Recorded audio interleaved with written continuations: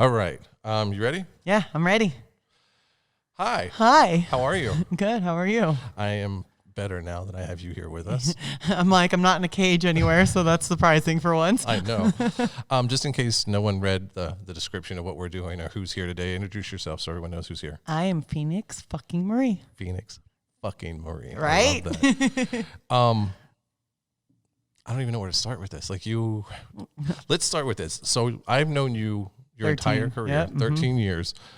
And you're still the same person. You're still the same girl, but your notoriety skyrocketed.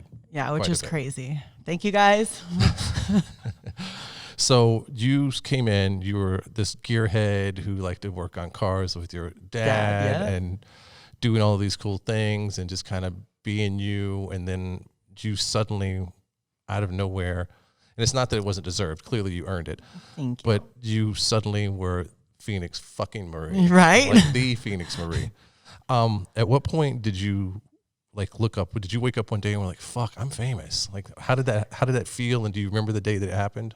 I think whenever my schedule, because originally my agent at the time was like, I can get you maybe 3 scenes a month if you're lucky. And I'm like, okay, I'm going to just try this thing out. I mean, I don't have to do anything I don't want to do, so I'll just give it a go.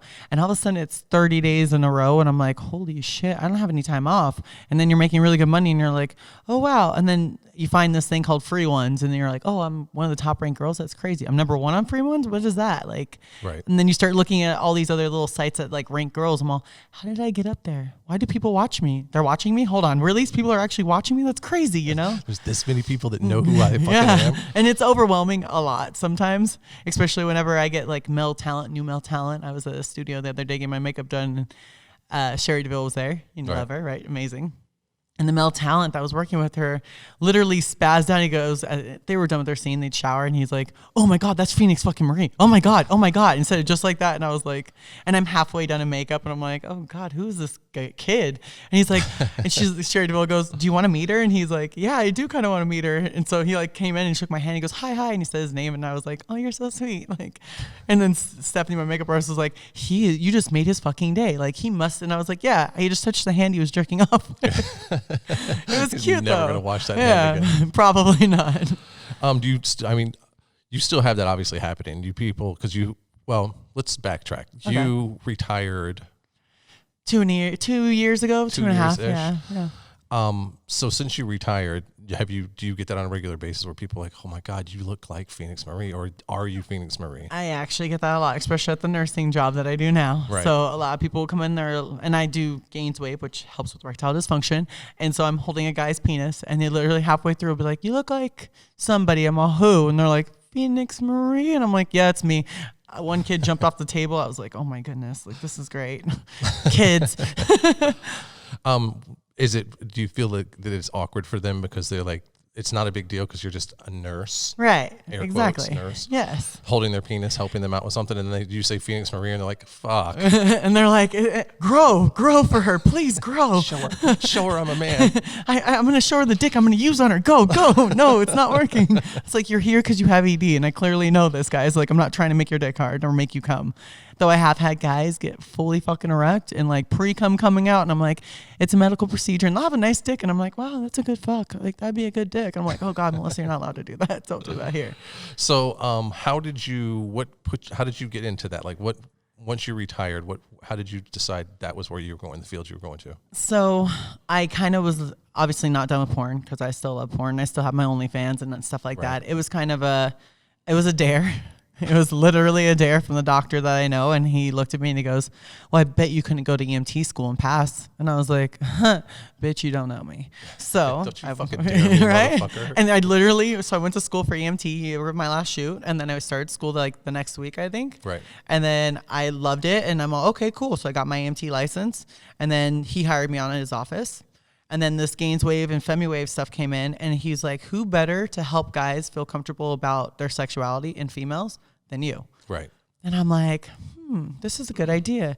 And I have women, because women are the worst. The idea of getting naked in front of another woman, and then if they're not bisexual or open like who I am, right?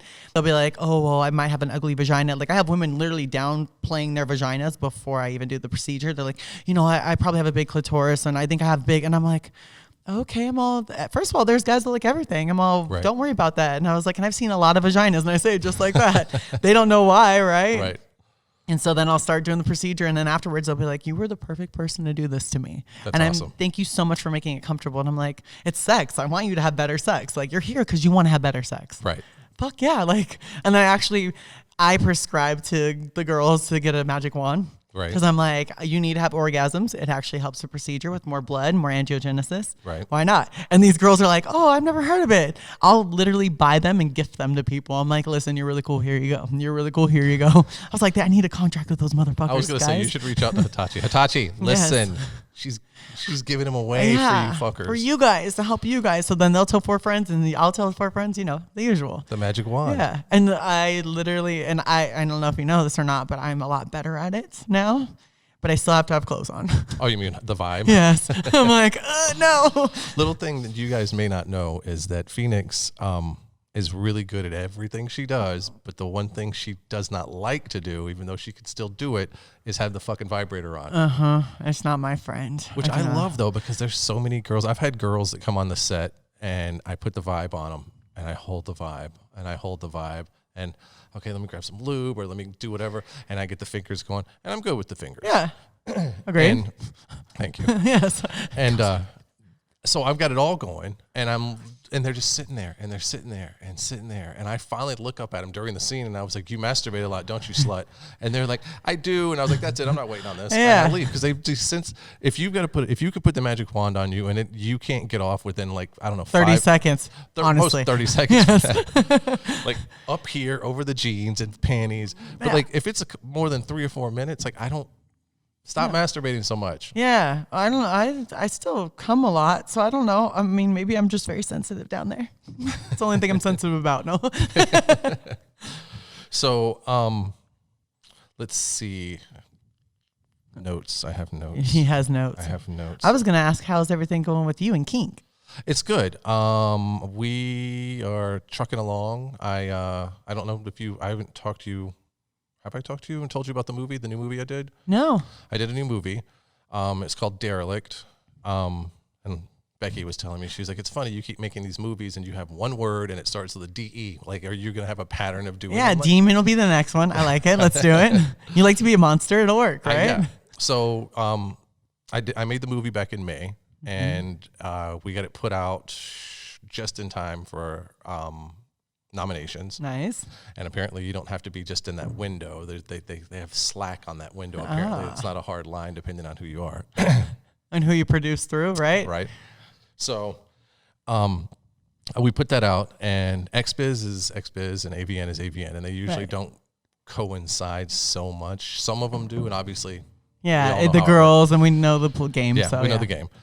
So XBiz, we got Best Cinematography and nominated for Best Cinematography and Best Editing. That was it.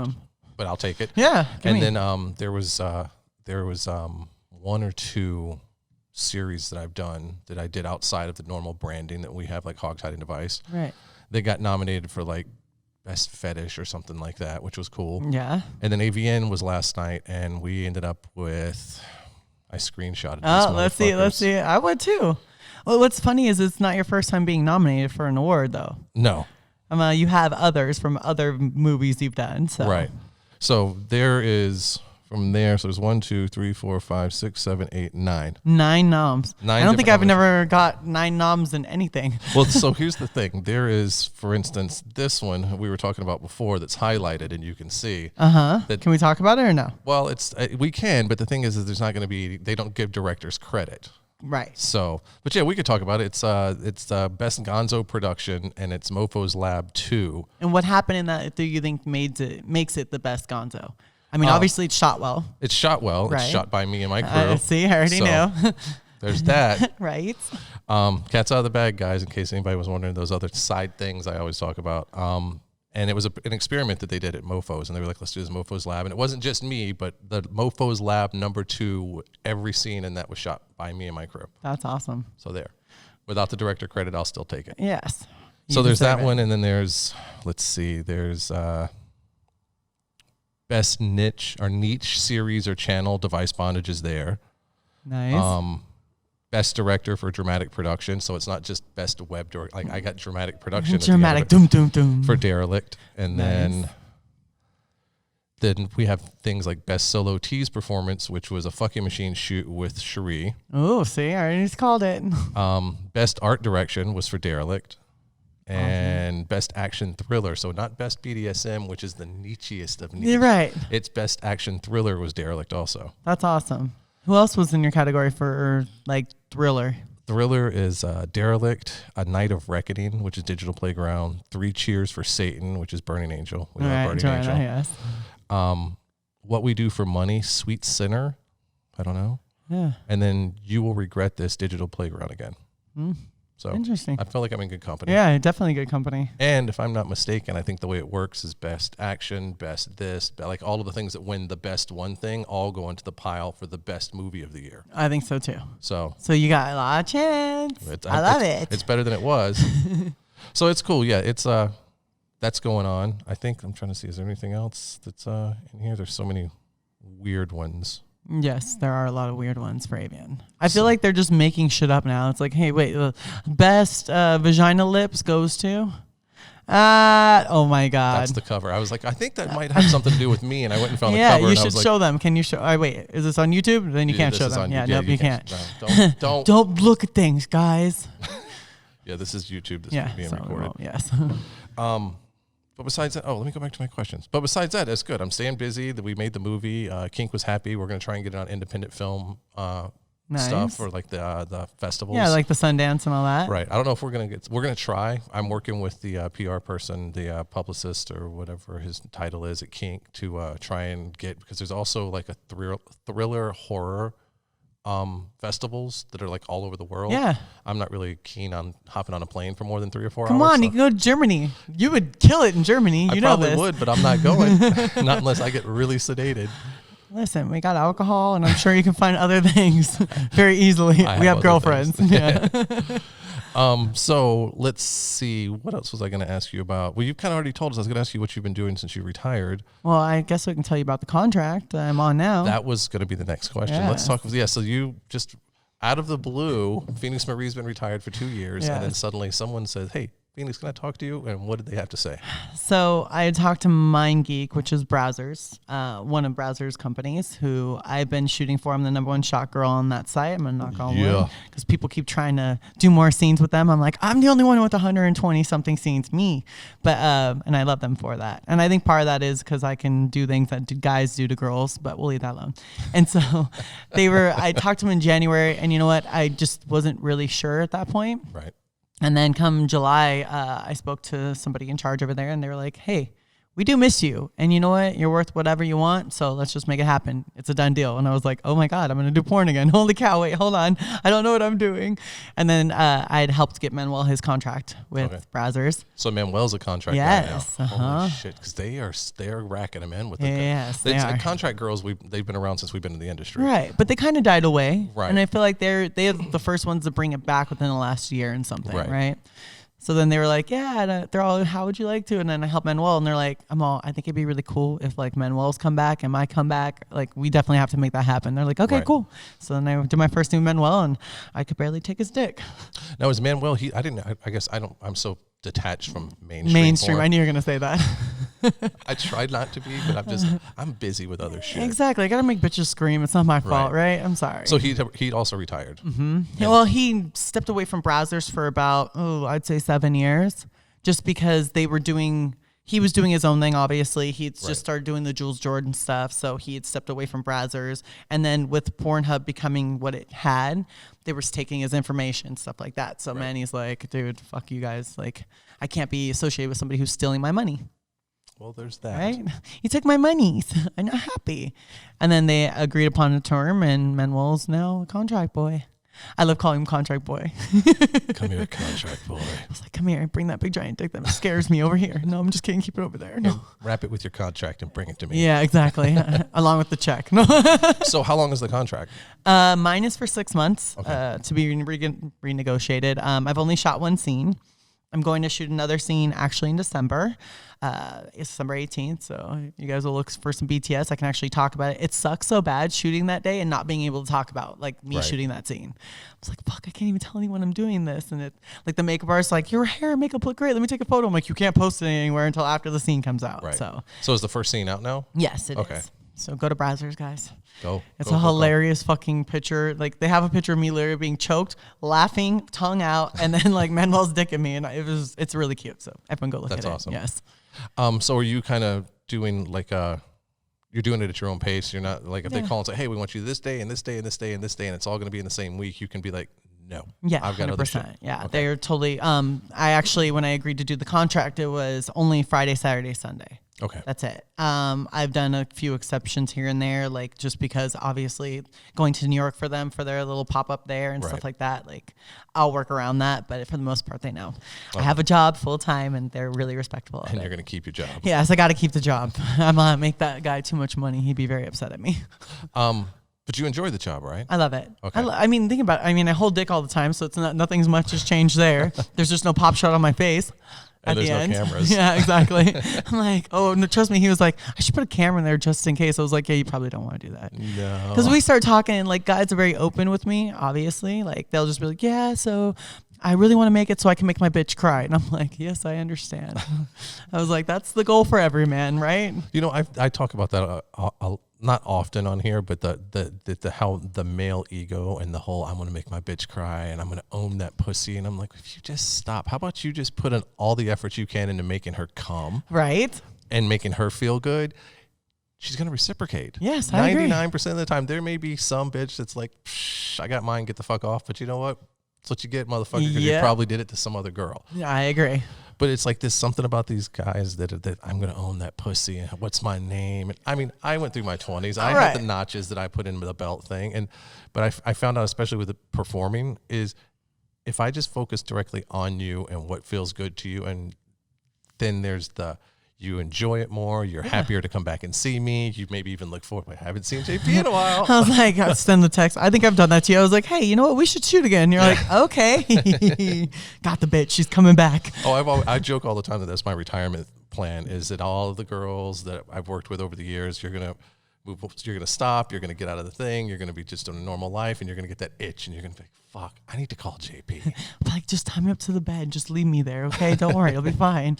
I actually have someone like Chris Woodrum, who I believe you know. Yes. And he's always like, I don't even care. I just want to tie you up and leave you there for someone to fuck. And I'm like, oh, that's a fun idea. That's not a bad idea at all. Well, where are you going to throw me at? That was the question. Just on my bed? That'd be fine. Well, we should know not to throw you on beds. Yes, exactly. I'll break the bed. I think we've done that. We've broken a lot of things, actually, now I think about it. So that's a perfect lead into the next question. So after your contract, because obviously you're only shooting for Brazzers and them, after your contract, you gonna let me tie you up again on camera? So that's where I was going to talk to you about doing like some awesome OnlyFans type situation, because I can technically still do that. I just can't put it on kink. Oh. So but you can do OnlyFans stuff. So as long as you're not shooting for another big company, correct. That's good that you did that, because I feel like a lot of contracts are like and I don't know because I've never been contracted. Are you sure? Well, yeah. Yeah, a couple times.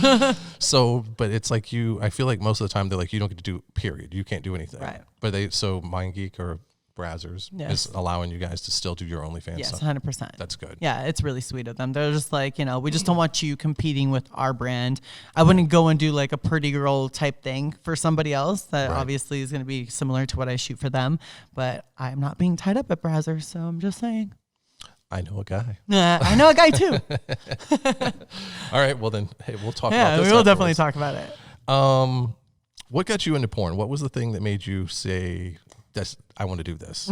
So I was working at Harley Davidson at the time, and I was dating a guy who was kind of a jerk, and he was seeing a girl behind my back, and then it got to the point where he was all, well, I'm going to still see her, and you just have to get used to it. Right. Sounds a lot like Christian, doesn't it? Anyway, and so he watched a lot of porn. And he's like, you got to watch this. Like, we should have sex. And then I started watching it, and it was the Pirates movie. And I remember seeing Jesse Jane in it and Evan Stone. And I'm like, oh, okay. I'm like, I'm not really into this. Right. And like Tommy Gunn was in it, and he seemed like a really funny, nice guy. And I'm like, yeah, I don't like porn. No, I don't want to watch other people fuck. Right. I fuck a lot. Like I at that point only had 3 boyfriends. So I was like, I like sex. I just, no. And so we joked around. He's like, fine, fuck you. You're just a prude. I'm like, whatever, fuck you. He called you a prude. Yeah, he did. It was actually really cute. So then I go with my motor clothes manager to AVN because his wife got pregnant. Mm-hmm. She didn't want to be pregnant around all these girls. And I guess she felt insecure. And I totally understand. You gain weight and all that stuff. Like she was getting bigger. And I was like, all right, cool. I'm going to go instead. So I went with him and we waited in line for Jenna Jameson. We waited in line to see Jessie Jane, Nina Mercedes. And then I remember getting to the Wicked booth. And Brooke Banner's there. And she's like, oh my God. I remember I know, right? Beautiful blonde, big tits. Oh, beautiful. She was natural tits, wasn't she? Yeah, but she changed them by the end. But I was like, oh my God. And she's like, I would love to be your first girl scene. You should do porn. I was like, I made out with girls, the standard, like I have a girlfriend and all you do is kiss. Like that was basically me when I was in high school. Maybe there were too many shots at the bar and you're like, you made out. Yeah. Like, I mean, I went down, but you know what I mean? And so I said, okay, well, I've never had a girl. And I was like, interesting. And he's like, everyone keeps asking you to do porn. I'm all, yeah, well, I don't know. And I'm also in a business suit, by the way, because I was doing my finance stuff and heels, and like I have a bra on, and so like all you know is I had my fake tits back then. The girls were there. Yeah, the girls were there, and I'm like, oh God, why do they keep saying that? And Randy Spears hands me a business card. Okay. He goes, I think you should try porn. And this is an agency, and it had LA Direct models who were not on the best terms, and not a secret for anyone else in the entire world. I've tried to be nice. We'll leave it at that. Right. So he gives me the business card. I follow them on MySpace because, yes, I'm that old. Fuck you guys. And I was like, yeah. I'm like, okay. So I follow him.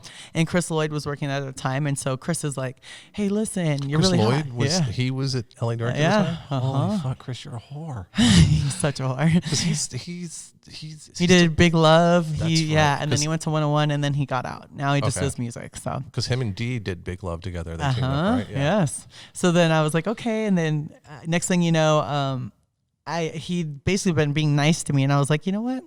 I quit my Harley Davidson job because I was tired of driving because I was doing Red Rock Harley Davidson, Zion, Utah. So that's a long drive, and I had to do that every day. And I'm all, why am I spending so much money? My gas, my mileage, everything else, they weren't covering at the time. And I'm all, this is stupid. I'm like, I fucking quit. Right. And I quit with no intention of whatever the fuck I was going to do, but I just quit. And I'm like, okay, I don't have a job now. I'm all, maybe I'm going to go try that porn stuff. Literally. Oh, and I'd broken up with that guy as well. So it kind of was like, fuck it. So I show up to LA Direct's office. Derek Hay sees me and he goes, okay. He goes, take off your clothes. Well, I have to take off my clothes. I've never taken my clothes off for anyone I don't know, and I'm nervous as fuck. And so I dropped my dress and he's like, okay. He goes, you have really nice boobs. I'm like, oh, thank you. And he's like, can you turn around for me? I turn around and he's like, oh, you have a nice ass. He goes, come over around here. So I went around the table and then he's like, okay, can you do me a favor? Can you scoop your butt up? And I'm like, okay, well, one is obviously it's more so that 2 fingers and make it pretty. Right. So I grabbed my ass and lifted it up. That was so new. And so he's like, okay. He goes, listen, I can guarantee you 3 scenes a month. He goes, nothing more than that, but this is kind of where you should go. So I did my first scene for Vivid. Brand New Faces, number 2. Yeah. Your first scene ever was for Vivid. Yeah. Holy shit. And so they did it, and it was with Voodoo, who has a very large penis, 9 inches, and I never had a big penis. So I bled on set. Yeah, he definitely tore me. It's okay. Obviously, I'm fine now. And I was like, right? Oh, yeah. No, and they were like, oh, look, she really was a virgin. All this shit during the scene. But it was really cool because Bisco's like, hey, listen, we have alcohol in the freezer. If you want to drink beforehand, I'm not going to say anything to you, so feel free. Right. So I thought about it. I went to the freezer, I opened the door, and I'm looking, and first of all, he didn't have good alcohol selection. I was very disappointed. So I was like, you know what? If I have to drink to do this, I shouldn't do it. That's a good point. Yes. So I didn't do it, and I did the scene, and it was fun. I had a good time. Everyone was really nice, and I was like, okay. And then they're like, okay, we have another one for you. Did the second scene. It was really awesome, really nice. Did the third scene. It wasn't as good because the male talent couldn't get hard, but everyone was nice on set. Right. And I was like, okay, well, maybe that was just a bad day. Let's see what the 4th scene is. Had the 4th scene. Everything was really good. I was like, okay. The 5th scene was for Naughty America. That was amazing. And then I did Reality Kings, and then I did Brazzers right after that. And I actually met my ex-boyfriend on my 5th scene for Naughty America.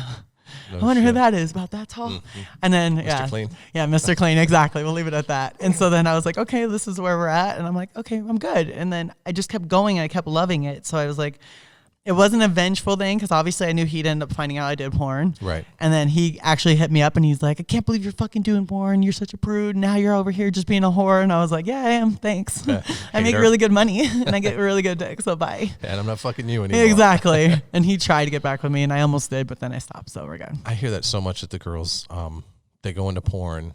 And then all of a sudden through Facebook or whatever, they're like, hey. And once they put it together that they just jerked off to you on whatever tube site or Pornhub or whatever, that they suddenly are like, they try and hit you up and like, hey, now I didn't give a fuck about you when you were in school. Yes. But now that I see you sucking dick on the internet, what's up, girl? All right. And it's so funny because you're like, oh, like I actually have friends that'll like try and get on my Facebook, which is totally family and friends like I actually care about. And they'll be like, yeah, I know. Like, remember me from ROTC? Remember me from wrestling? And I'm like, oh, yeah, you were an asshole to me. Like, I'm good. Thanks. You Bye. were an asshole then. I don't think you've changed. No. And not like that, but it's like really cool. I don't need no new friends. We're good. Exactly. I've got enough of them. Yeah, exactly. So fuck that. Let's see. Oh, they have a list, by the way. You're so prepared now. Well, you know why? Because the first couple that I did a lot of, what do you want to talk about now? So I've got a list, and then I'm going to do the, what do you want to talk about now? Yeah, no, you're good. Because I wanted to have things that I could talk about and not just babble and not go where we're going. Right. Which eventually we will, because we're only 27 minutes in. What's your favorite sport? Favorite sport? Because I know you love sports. I do love sports. So it used to be football. So at like 9th grade, I had to pick all my teams because I love sports because my uncle used to live with us for a long time and he got me really into football. And then he was actually a bookie and I didn't know what a bookie was back then. So he watched all the sports. So I'd be watching all the sports with him because I idolized him. And I was like, oh my gosh, I'm like football. And he goes, you should be a Rams fan. I'm like, why? And he goes, because they're LA. And I'm like, yeah, but the color's like yellow and blue. And I'm not really sure if I like those colors on me. I'm like, no. And he goes, then be a Raiders fan. I'm like, no, don't like them. And I still don't like them. And I was like, So I just kept loving the sport. And then I became a Chiefs fan. Right. Which finally, fuck yes, I got a good team. Mahomes, thank you. And then I picked for all my teams was the Buffalo Sabres for hockey. Okay. Also, the Chicago Blackhawks were kind of like both my teams. And then I like the Kings if I was going to hometown, which now I don't like any of them. I only like the Knights. They're my team. I actually started playing ice hockey. When? Because I saw that on social media. When did that start? Beginning of the year. I started playing, I used to rollerblade really well. Right. So I was like, well, I should be good at ice skating. So then I put the ice skates on and I'm like, oh, this is kind of like rollerblading. This is really easy. And they literally looked at me and they're like, there's no fucking way you've never been on ice skates. I was like, twice in my entire life before joining the team had I ever ice skated. And I was like, yeah. And it was like real quick because we were poor. So we didn't have money for that shit. Right. So I went and ice skated and I was like, oh, this is fun. And my dad's like, yeah, you're pretty good at it. Sorry, we can't afford it, you know? Right. And then, sorry, I love you. You're really good at all these things, Melissa, but it doesn't matter, right? I still love my parents that don't give a fuck. And so then I decided to do it. Well, I do this VGK university stuff where you get to play on T-Mobile Ice right before the game. So you're actually down here playing. You're not like in one of these little side street arenas. You're at T-Mobile. I play at City National and I do T-Mobile. Okay. So I do both of those. So I got to I'm actually on their timeline. Of course, they really didn't realize they put Phoenix Marie on their timeline. And so it was really cool because they do like this whole beginning learn to skate stuff. Right. And I was like, well, I've been skating since February. And they're like, okay, we'll make you better. And I'm doing the one-legged going across the whole ring. And they're like, holy shit, she's really good. I'm all, I kind of know what I'm doing. I'm really athletic. He goes, yeah, you are. And he goes, just keep getting better. You might be the pro someday. I was like, yeah, I'm not going into hockey. I like my teeth. I just paid a lot of money for these. I don't need these knocked out. No. And even playing now, like my dentist was like, you're about to go play hockey and you spent $30,000 on your mouth. I was like, yep. Here's guards, all the guards you can ever have. All of them. Please just put them in your mouth. Wear a mask and then another mask. So last season, I didn't wear a cage at all.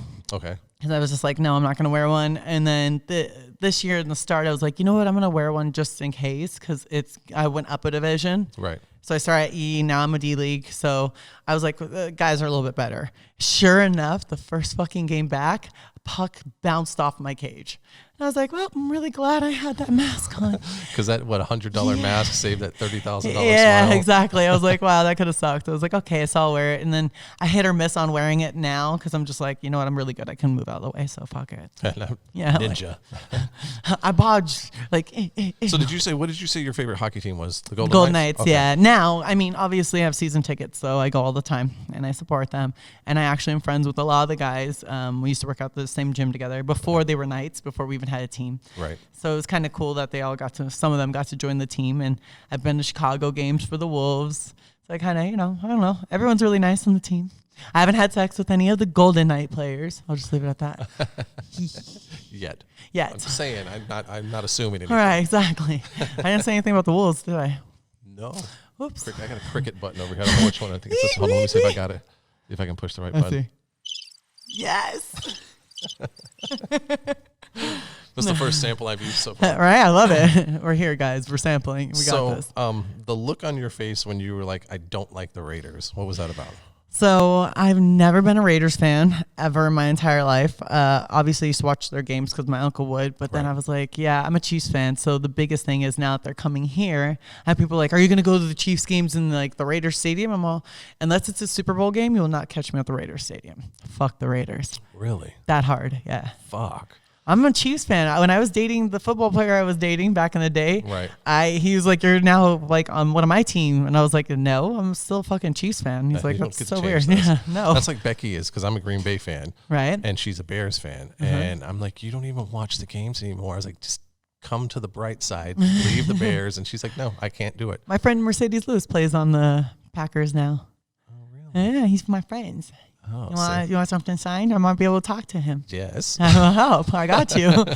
He actually was going to have me go to Lambeau Stadium because I've never been. And like, that's one of the things I do want to do. Right. Even though I'm not watching hockey or football as much because of politics. And I don't like politics in my fucking sports. I'm sorry. Leave that shit off the field, not on the field. Because now it just overwhelms everything. Right. The fact they're trying to get Colin Kaepernick a fucking job. Like, you suck. That's why you got fired. Not because of politics. Okay, homie? Like, you sucked as a quarterback. Sorry, not sorry. Right. And I will say that, and I don't care if anyone tries to give me hate. Like, fuck that shit. Well, I mean, there's the when he did the knee, for whatever political stance that anyone wants to look at that, it is what it is. Right. Let's look at him. And I tend to agree with what you said. Is as a stats. player, Yeah. he came out when he got his chance, when whatever the guy's name was that got injured, and they gave Alex Smith, yeah. Yeah, and they gave him his Kaepernick his first chance. He came out and he killed it. Yeah. He was fucking destroying everybody that got close to him, and he was doing it on you got an entry level contract. Right. They upped him to the big boys level, and I don't know if it went to his head, if he was too busy being political or doing, because he does a lot of great stuff behind the scenes. I'm again, like, behind the scenes is behind the scenes. Right. But then he just suddenly, he couldn't do it. He couldn't cut the mustard. And like, well, we're going to get rid of this, and we're going to do, and every excuse in the world. And it's like, but you're not doing it. Yeah, you're not completing the passes. You're not doing, what you should. And I mean, it's funny because I look at some of the guys that are die-hard Niner fans and are like, no, he was really good. Cool. Then I want you to take him back and be your quarterback, okay? Right. I want you to go back to the Niners because guess what? Your perfect fucking season that you guys have been having will go straight to shit. Right. So I think the only way he should be able to come back is if he comes back as a Niner. Well, and there's something that went down, and I don't know all of the details about this, so don't quote me on shit, but there's clearly something was wronged by him because he won the court MVP? case. Oh, no, the court case, yeah. The court case. And whatever the settlement was, the NFL said, you know what, we fucked up, or we wronged you, whatever level it was, and they paid him out. And I guess part of it was for him to do that thing recently where he showed up and the coaches or the owners were supposed to see him. Right. Like play, yeah. Play, right. And I don't know the results. I saw some of the stuff behind it. And here's the thing. If the guy's good enough, let him come back. Right. If you think that he's going to benefit your team, bring him back. If you don't think he's going to benefit the team, then let him be. There's the other guy. Who was it? What team was he? Was he Denver? The Broncos? The dude that took the knee all the time? Tebow. Yeah, Tebow. Tebow seemed to do okay. Yeah. And then suddenly he didn't. Nobody wanted him anymore. Yep. And it's like, but I don't know. There's a lot of politics. A lot of people won't take him back because of the politics that follow him. Right. And that's the owner's decision. Because guess what? I don't care. Let's just say if you're a good person, like, okay, you're good at your game, you're good at all these things. You still have the right not to pay somebody to be your QB. Right. I mean, maybe if he comes back as a running back, I don't know. I don't think he can throw anymore. I've watched the clip from the high school football thing, and I get it. They switched the high schools on them. He's really pissed off because they switched the high schools on him that they were supposed to originally go to. So It was like 30 minutes away from the original one or some ish like that. So it's like, I get where you don't feel you're getting a fair shot, but at the same time, everyone knows your fucking name and everyone knows what you can do because you post clips, you got your workout shit, all that. Right. They clearly don't want you. That's the bottom line. So get over it, dude. Like, sorry, not sorry. Right. And again, and I'll say this just as for anybody who, wants to talk shit in the comment section, is that go for it. He is damn good at what he does behind the scenes. I think he's an amazing person for what he does. And I don't particularly have an opinion one way or the other about the politics. Yeah. It's a game. Just don't put it in my game. But at the same time, I feel like what he was doing, he had a good cause behind it. He had a good reasoning for it, and I appreciate the attention he brought to it. But don't tear apart the national anthem. That's number one. Guess what? If you don't like it, don't fucking live here. Right. Bottom line. I 100% no. I agree. 100%. If you don't like what's going on in this America, like think about how many people said, if Trump becomes president, I'm moving, I'm leaving. Cool, you didn't leave. I thought you were leaving. I thought it was, it's going to be horrible. Then fucking leave. Like, I'm very adamant about if you're going to say something, be about it. Right. And it's like, again, talk about it, be about it. Yeah, exactly. I'm 100% that way all my life. So I'm like, dude, I'll say who I like and who I don't like. I don't care. Right. Like me or don't. Sorry, guys. That's why we love you. Yes. That's why I love you. Yes. Because I'm straight to the point. So. Right. But it is, like I said, I think that the guy's done well behind the scenes. But it is, I think and there's plenty of people, and people are going to argue this, I think, until football stops or Cap dies, and they'll probably argue after that. Oh, yeah. People are going to find something to argue about. So, but either way. What's your favorite sport? Tying girls up and beating them up. That is a great sport. Then can I say fucking? I want to take my answer back. I'm fucking. No. I'll tell you the sport in a second. I want to follow up with the Raiders thing because we, when the kid was born, when the little spawn was born, it was in San Francisco. Right. We lived in San Francisco for like 9 months of his life, and then we moved out to the East Bay and hung out there. So by proxy, his thing was like, he's like, Daddy, I want to ride on the trains. Because he'd ride on the trains, which was just BART. All right. So we would go the BART ride, and he would, like 2 stops from where we lived was Raider Stadium. So he would see it, and he by proxy became a Raiders guy. Fan. Oh, and then when we decided, Kink's like, okay, you guys are going to move out and go do your own thing. And we were like, all right, are we going to Vegas? Or are we going to LA? And we decided on Vegas. About the time we decided on Vegas is when there started being talks of the Raiders coming here. Right. So we may or may not have told our son that if you're really good, the Raiders are going to follow you to Vegas. Oh my gosh. And the bad thing is this little fucker now thinks that he was really good. And he's an 8-year-old. He's not that good. Of course not. He's only 8, so he gets to be in all the trouble he wants, right? I don't think that he believes it anymore, but so he is a Green Bay, I call him the blue collar football fan because he likes Green Bay and the Raiders. Okay, at least you didn't take Mom's team. Good job. That's what I tell him too. I was like, at least you didn't go with the Bears. Yeah, the Bears. We're good. We've been there, done that. But my favorite sport would be probably football. When I take the time to watch it. Like I played baseball as a kid. My dad kind of came at me one year because I was this punk rock kid, and that's how old I am. Real punk rock, not the shit in the 90s and emos. Whatever. Yeah. And mid 80s, my dad was like, you are going to find a sport or I'm going to find one for you. And I was like, well, fuck, my brother's on the football team, so I'll join the football team. Right. And my, one of the coaches on the football team was also my drafting teacher. Okay. And this was the time, this will tell you how old I am. This let me had drafting in school, no? There was drafting, and then we moved over to computers, but you didn't have a mouse yet, so you had to sit there and type everything in code, yeah. So I was like, I know the coach. My brother's on there. I know a couple of the people. I'll put up with, I'll go try it. And so I played a couple of games when it was like a pity fuck. They're like, okay, throw this silly little skinny kid in there, and now, all right, you fucked up. Come back out. All right. And I played, like I said, I played baseball as a kid, but I think that, if I had to pick, football would be the one. Okay. That's the only one that I claim and have a team and follow because baseball. You're not really into hockey, huh? You don't. Have you been to a Knights game? I have not been to a Knights game, but I have been to 2 LA Kings games. Okay. I went to the Kings games because I had friends in LA that were like, hey, it was always last minute. Hey, somebody can't come. Do you want to come? Of course I do. Yeah. And I went to 2 or 3 games in Atlanta when they had the minor league team, and I forget who it was now. So have I been out here? No, I haven't. But I've always liked their games. Like when I watch it on TV, I'm like, okay, it's cool, and I don't mind watching it. Right. But when you're there, that so I'm all about. It's so much better. You watch it on TV and you're like, okay, whatever. It's like watching basketball. They're both entertaining, but not being there is. Yeah, I agree.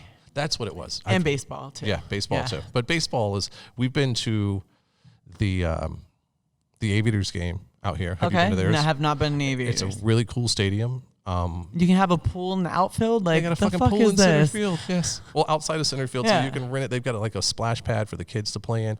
They've got a lawn area. You can pull up in there and buy tickets for $12 and sit on the fucking lawn. And there's home base, goes to the outfield, and then so if you're at home base looking out, it's right field. So right outside of right field is this lawn area that kind of goes up a hill, and it's not much bigger than the space we're in. Maybe from here to the sliding door over there. And it's $12. And you sit there, and there's the pitching warm-up is right in front of you. So it's like the end of right field, the pitching warm-up. And so all the kids are hanging out, waiting for the home run. And anytime the guys get through warming up, they're tossing the balls up to the kids. So it's a great place for the kids to be. So we did that. They're selling out every game, so that's amazing. Yeah. And it's funny because whenever they were just the, 57s over in, Henderson area, no one wanted to see them. Right. Now they're a big thing. I feel like once we get winning teams, that's why I can't wait till the Raiders get here, because we're going to get rid of those motherfuckers so quick because they're such losers. Can't wait. That we think about it. Every team that we get behind are winners. Right. Right? And we're very bandwagon. I don't know if you've noticed, like, the Knights have had a really bad, like, we had a 5-game losing streak, our longest one the entire time of being a team. Then we won not yesterday's game, but the game before yesterday. And then now we lost yesterday's game, and then there's another game tomorrow. But it's like the minute we start losing, everyone's like, oh, they fucking suck. Like, I don't even want to watch them. Yeah. And I'm like, yeah, the Raiders are not going to do good here, guys, because we only want winners. Yeah. If we can't have them, then we're going to get rid of them. And, we were originally going to get the Tennessee Titans. They were up on the top block, too. I know that there's so mad. Now talk about, because the Aviators are the feeder team for the A's, right? Right. And there's talk about that changing to becoming feeders to a team that has not been said yet, but like that you heard about what's going on with the Rio. Yes. And that they're like, we'll let you have the contract for another whatever amount of years. And then if you want to renew, which basically means we're going to up it so much you can't afford it, they're going to demolish it and supposedly put a baseball field there, because there's already talks about the team. There's already a team in mind. Right. So, you cannot have a minor league team and a major league team in the same city. That's why we don't have one. Because we have to lose the Aviators. Yeah, we have to lose the Aviators in that brand new park. Now, again, that'll be a nice warm-up park for them. But most of the time they practice in where their place is. UNLV. So, yeah. That's what they're going to do. They're going to give it to UNLV when the Major League gets here. That's smart. Yeah. But then you have to travel that far from UNLV to get to Summerlin to have your practice. I'd do it. Okay, I mean, yeah. If you go and see that field, you'll be like, yeah, okay, I'll do this. Yeah, I'll drive it. It's a hell of a field. You remember, I live 5 minutes from the field and from the arena and everything. So for me, I'm like, oh, you're fucking up my traffic again. Thanks, guys. Thanks. I was just trying to go to Trader Joe's, motherfuckers. Get my bum ass steaks. I love Trader Joe's. They're so nice there. Everyone knows me. There's a new guy that just started there. He walked from bagging probably like 2 aisles down to right where I am, and he started bagging. He goes, "Did you know you look like somebody?" And I was like, "Probably exactly who you think I am." And I laughed and I was like, "No one told you yet?" Because everyone there knows who I am. Because they all watch porn. They're all young kids. That's what they do. And I was like, "Really?" And I'm like watching him bag, and he goes, I'm sorry. I was like, "No, you're fine. It's okay." Don't be nervous now. You just said it. Like, you're manning up. Like, just own that shit. And he's like, "I'm sorry. Did I offend you?" I was like, "No, everyone knows." Like, "Do you not know?" And the cashier guy was like, "Of course I know." I'm like, "Okay, see, you're good. Don't worry." I'm like, "Sorry, I don't have my makeup on today." I do today for you. So. Yeah, you did. Yes. I know when you walked in, I was like, "Do you go to work like this, or just do it for me?" That's all I could. For you, that's it. I love it so much. What else was I going to ask you? I just see here I am at the point where I'm like, what was I going to say next? That's why I try and keep notes, but then I'm all like talking to you, and then I'm like, shit, I forgot. You're like, I totally already talked about that one. Fuck. Okay, move on. And I thought we were talking about the minor leagues, I think. Yes. Fuck, I don't remember. Oh, that was another thing too. Is there was talk about basketball. There's basketball. Well, yeah. Now that the Golden Knights showed up, they're like, let's bring all of it in, because for some whatever reason Vegas wasn't allowed to have any sporting. Yeah, used to be a law, because you can't have betting in the same city that you have the sport that you can bet on. And then somehow that and changed. then the new rule came out, 5 years ago? They changed it, and that's whenever they announced that they were going to get the hockey team, and they're building T-Mobile. So they'd already planned it. They paid off that bill. They were like, hey, listen, here's how much do you need, because we want sports. So. Right. Do you have any idea who they might be talking about for the baseball team? I do not. I just know that it is a coin flip if it's going to be the basketball or the baseball. I do know who's putting the money up for it. So it might be the person that's right across the street from it. What casino's right across the street? Oh. And who owns that? Yeah. Yeah. So when you have that kind of money, you can do whatever the fuck you want. Yeah, because owning, that the one that we're speaking of specifically is the three tall buildings. Yeah, that one doesn't seem to be doing so well. No, it's not. Especially Chaos closed. I was gonna say they had the big nightclub, and they were bringing in some of the biggest names out there, which had to have cost a fuck ton of money. Well, that's what they did is when they brought Marshmallow Man apparently out, he was overextending how much he was allotted in his payments. Like they gave him $20 million for a show. So yeah, they were paying, but they were hoping to get that return. I mean, think about how much you pay for a bottle of fucking 1942 in the club and outside the club. Right. The markup's there to make him make that kind of money, but they just couldn't draw enough people into it. And that's the problem. Like, I only went once, and I love going out for the day pool stuff. Right. I stick with Encore Beach Club. It's the best one, guys. Go to that one. But that's where, it's a huge plug. And I don't get anything for free. Well, actually, I do. I was just lying. That was a lie. But that's where, and I mean, I have the pick of all of them, but that one is my favorite. So to pull me from somewhere where I know all the guys that are working the door, I know all their security team there, to go to a different club, I'm not going to do it. And a lot of that's fed by Vegas locals, right? We bring our friends to those areas. Right. They don't just naturally, I mean, maybe there's some organic because they're staying in that casino, they go to that club. But for the most part, us locals bring people to where we want. And there wasn't a lot of people that would go to the Palms by itself. Right. And it sucks because they just did a huge fucking facelift. Nice. Like, it was so crazy. Have you been in a Scotch 80 yet? No. The only thing I've done since they've done the facelift is we had a date night, because usually we do date night. We go to Red Rock because they've got the kids thing inside. I love that place. I have like $500 of credit. Go ahead. At the Red Rock? Yeah. I do love that place. And then Orleans has it. And then besides that, we don't have, but we have friends, and we've been out here finally long enough that we have people that are like, hey, he can come over, hang out with our kid, and you guys go have a date night. Nice. And we decided, fuck it, let's go to the Palms. And we went in there, and when I went in, especially spending all the time I have at Red Rock, I was like, I don't like this place. Right. They did not do the same feel like that they have from their other casinos, right? Like station casinos, et cetera, because they own all those. They wanted it to be a standalone, but their thing was they were going to upscale it. The smell is way better. It doesn't smell like fucking cigarettes anymore, thank God. Nothing against anyone that smokes. I just don't. And then they brought in the Scotch 80s and a couple really amazing restaurants. Michael Simon's barbecue joint is pretty fucking spot on. Like that was, and I like it because it's not traditional in a way that it's like it's smoke and here's the same rub. Like it's very much a chef who learned barbecue, so it still has like my friend owns that. That's why I'm like, yes, it's a really awesome. Yeah, I love that place. Like, we go there, Mabel's.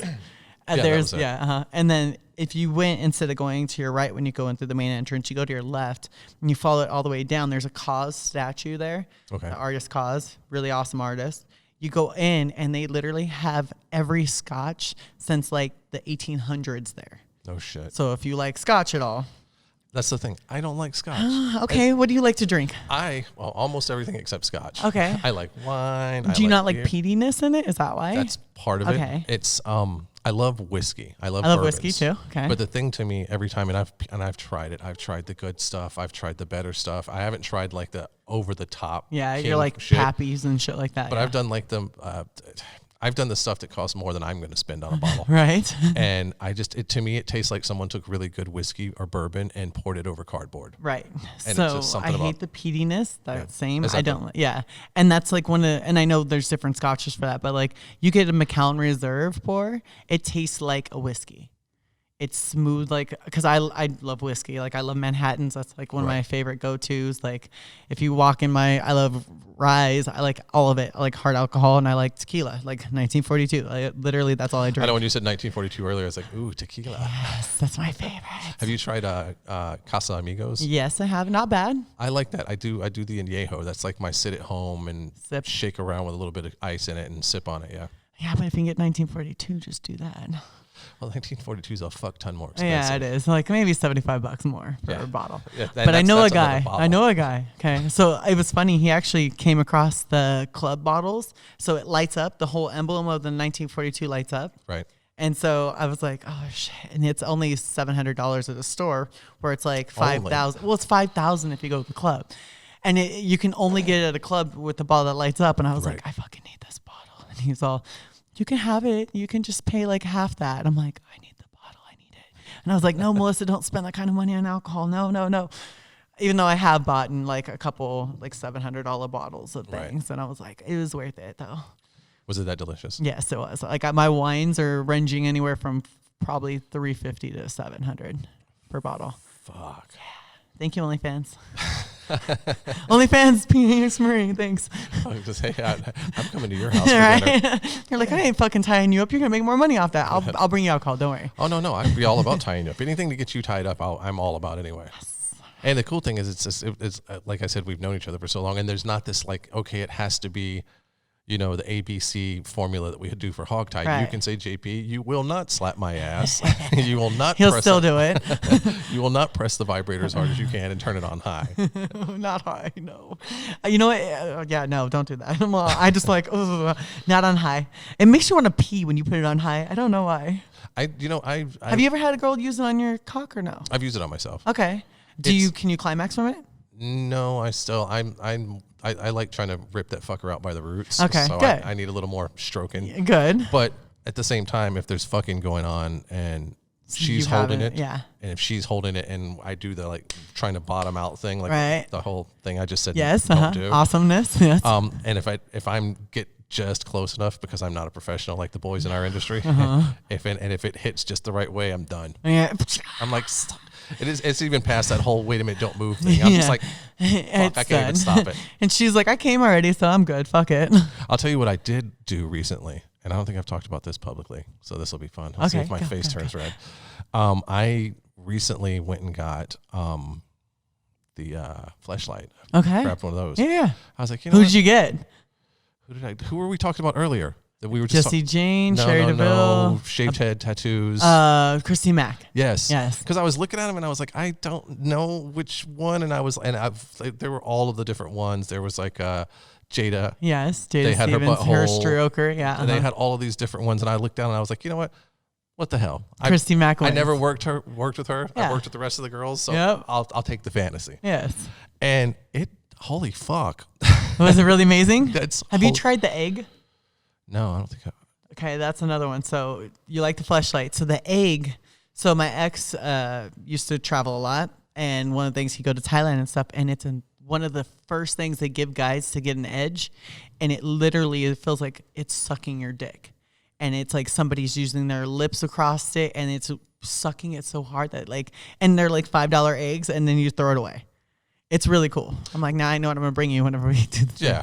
Like, I got you something. Well, the thing with and they have I don't know if you've ever played around with one of those, with the fleshlights, using it on someone else. They have so there's the pussy or the entry hole, whatever hole it's going to be. And down on the end, there's like thread. Oh, the cup. Yeah. So you can loosen it to allow more airflow, so the suction's not as hard. Oh. And it takes a lot, because it's, obviously if you clean the damn thing clean. Yes. So you have to basically put a lot of lube to get it going again. Right, of course. But then once it starts going, even with all the lube, if you tighten that fucker all the way down and there's no air, there's a vacuum. And you're like, oh, it's in. Your balls are jumping up, and you're like, oh. So it's almost like a penis pump, a really cool one. Right. That feels like.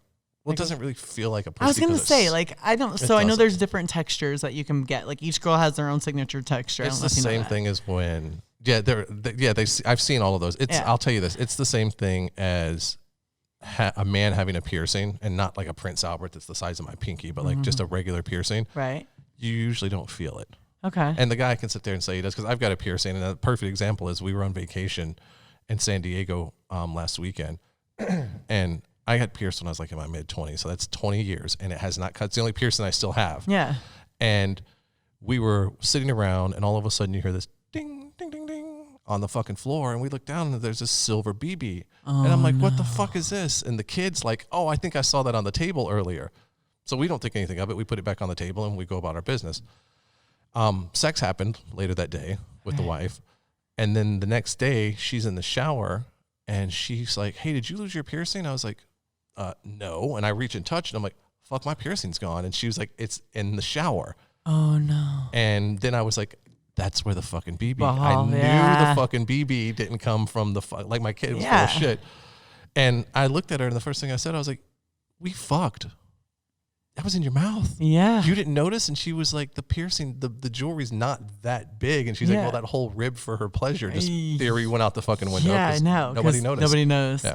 So did you put it back in? Yeah, I put it Okay, back in. I was wondering, Yeah. did it already close? No, it was only out for, like I said, it's been there for 20 years. Okay, So well, I don't know. Like, I would take my ear piercing out and it closed every single time, so. mine, I don't know, like the little slits that I have Yeah, right little there. slits. Yeah, I remember when you used to have When them. I used to have the plugs, Yeah. I can still, we were talking about it probably a year ago at the house. And but the kid was like, what? Because he doesn't remember seeing them. Yeah. So he was like, that's what that thing is. And I was like, yeah. I was like, go get a toothpick. Let me see if I can still put something through. Because that's why a normal earring, well, you can just shove a toothpick through. Right. And he gets a toothpick in a couple seconds. I'm like, boom, and it popped. And I haven't had it in for like 8 years, 7 years. Forever. And it went through, and I was like, well, fuck, if it went that easy, I wonder if the lip one would still work. So I sat there and with all the facial hair, and he sees me doing this, and he's like, no, daddy, no, daddy, no, daddy. And finally, I feel it kind of pop through, and I pull my lip out and shove the toothpick through. I thought that little fucker was going to die. No! So, and those, like I said, those piercings have been out for 7 or 8 years, and they still. What made you take them out? A child with little fingers that were small enough to reach in there and pull them. Oh, yeah, that would do it. Because you remember how big the Yeah, plugs? I remember like, how had big the plugs. dangling things. And then the lip ring, he was able to get his little, because it's all, look, I'm playing, I'm eating your little hand, and his little finger would get under that ring and pull, and I'm like, oh shit. No, that's not CBD. That makes sense. So yeah, that was the reason. That's the only one left. And, Okay. Yes. And the funny thing about that is because to do the potty training, You watched Dad, yeah. Yeah, come watch course. Dad. And I still remember, and I don't remember how old he was, but I still remember the day that he kind of looked over and looked up, and he's like, Daddy, what's that? I was like, it's nothing. Leave it alone. Right? Don't touch it. Because, of course, he's not going to just ask. He's He's going to touch it first. Yeah. And then, I mean, I remember being a little kid, like probably 3, and I remember this because I remember hearing my dad scream, is being a female. We don't have that. And I punched my dad as hard as I could in his nuts and his dick. Because I was like, oh, look, wham. And he dropped, and he's like, after that, no more showers. He's all, she gets her own shower. I don't give a fuck. Exactly. That is enough. Did he ever hit you in the balls? Not yet, but he's also at the age where he's got the bro thing. So anytime, and I love him. I truly love him. But he has these moments where you see one of his friends show, and I've never even heard of the kid. At one of their parties or whatever, and then the kid comes up and Oliver like walks up to him and puts his arms around him and he's like, "What's up, bro?" And I'm like, "Don't fucking bro him." Yeah, nobody, no. don't do the bro thing, dude. Like, be like, what a homie. I don't know. Homie sounds horrible too. Say his name. Well, I call him homie. I call him little homie. Yeah, that's what I call him. Perfect. But he's little homie. Yeah. But yeah, don't, and it's so bro-ish Yeah, when he what does up, bro? Yeah, it's not like don't be a valley girl. Yeah, don't be a bro. Yeah, exactly. But we've gotten to a point where he kind of tries to flex. He's trying to find his way as a young boy. So yes. What's your biggest fear for him? Say what? What's your biggest fear? My biggest fear is that he turns into a misogynist pig. I mean, Because he's around kids, and I can teach him and do the best I can to guide him. Right. But he has all these kids that he goes to school with, and I can't control them, just like I can't control their parents. And their parents say things, and they're all parrots. Right. And he has come home a couple times and tested things out on me, and not gonna fly, little fucker. No, not gonna fucking fly. How many times do you spank him in his life? Shit, more times than I can remember. Okay, so you do spank. Yeah, I don't play that shit. Because of obviously what I'm capable of. Right, exactly. And I tell him all the time, he's like, "You're such a mean daddy." I was like, "You have no fucking clue. How mean daddy really you is. You have no idea what I'm capable of. Right. One day you will, and maybe you'll thank the stars or whatever that you're still alive." But it's more the whole, like, we can play around and I can roughhouse with him and he laughs the whole time. But when I get upstairs, now go to your room and I'll be there in a minute. And I wait and I make sure that I'm not in a horrible mood and I'm like in calm. And I go up there and I do the whole thing of turn around, put your hands on the bed, So he's standing. Yeah. And I sit down next to him, and I'm very stern with him, but I'm obviously stayed calm. And at this point, tears are rolling. Yeah, he's sorry. So it's the more of, it's psychological at this point. Right. And I'm not trying to scar the kid. So fuck you guys, don't judge me. No, of course not. But it's one of those, I'm not going to sit there and beat him. Right, no. But I need to get the point across that everything, timeout didn't work, nose on the wall didn't work. Right. Taking it away didn't work. This is the thing that's going to have to happen. Right. And it's 1, 2, 3. And that's it. Yeah. But by the time my hand touches him, he's already thinks that the world's over. Yeah. Yes. Why? I'm horrible. Then I sit there and he's all upset. And do you want to talk about this, or do you need some time alone? And he's always, I just want a hug. Aww. And I hug him, and 5 minutes later we're downstairs roughhousing, and I hit him across the ass 10 times hard to where he's like, it looks like he's going to knock him down. And he's like, ha ha ha.